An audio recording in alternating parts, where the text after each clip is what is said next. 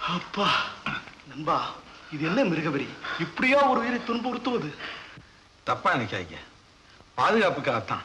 அதுவும் இந்த புனிதமான இடத்துல என் கை இவர் மேல படவே இல்லை. எங்கே இருந்தால் என்ன, இன்னொரு உயிரை வைத்தா உன்னுயிரை காப்பாற்றிக் கொள்ள வேண்டும். ஏன் ஒரு உயிருக்காகவா? நிச்சயமா இல்லை. இந்த உலகத்தில் உள்ள கோடிக்கணக்கான உயிர்கள் அநியாயமா அழிஞ்சு போகாம தடுக்க.